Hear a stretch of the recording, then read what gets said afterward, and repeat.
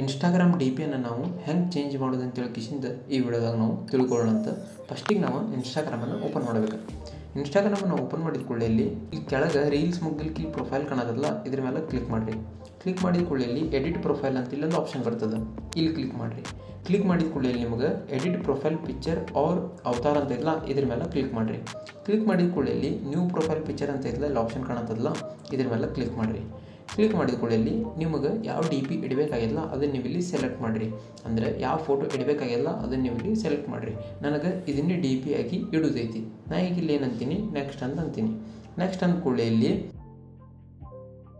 Next ಅಂದ್ಕೊಳ್ಳಿ ನಿಮಗೆ ಈ ರೀತಿ ಬರ್ತದೆ. ಇಲ್ಲಿ ನೀವೇನು ಮಾಡಬೇಕಪ್ಪ ಅಂತಂತಂದರೆ ಇಲ್ಲಿ ನೆಕ್ಸ್ಟ್ ಅಂತ ಇಲ್ಲ, ಇಲ್ಲಿ ನೆಕ್ಸ್ಟ್ ಮೇಲೆ ಕ್ಲಿಕ್ ಮಾಡಿರಿ. ಕ್ಲಿಕ್ ಮಾಡಿದ ಕೂಡಲೇ ನಿಮಗೆ ಇಲ್ಲಿ ಅಪ್ಡೇಟ್ ಆಗಿಬಿಡ್ತದೆ ಆಟೋಮೆಟಿಕ್ಲಿ. ಇಲ್ಲಿ ನೋಡಾತಿರ್ಬೋದು ಲೋಡಿಂಗ್ ತೊಗೊಳಕತ್ತದ, ಆಮೇಲೆ ಇಲ್ಲಿ ಅಪ್ಡೇಟ್ ಆಗಿಬಿಡ್ತದೆ. ಓಕೆ, ಇಲ್ಲಿ ನೋಡಿರಿ ಅಪ್ಡೇಟ್ ಆಗ್ಯದ. ನಾ ಡಿ ಪಿಯನ್ನು ಕಂಪ್ಲೀಟ್ಲಿ ಚೇಂಜ್ ಮಾಡಿದೆ. ಹಳಿ ಡಿ ಪಿ ಯಾವುದಿತ್ತು, ಇದು ಇತ್ತು. ಓಕೆ, ಈಗ ಹೊಸ ಡಿ ಪಿ ಇದು ಆಗ್ಯದ.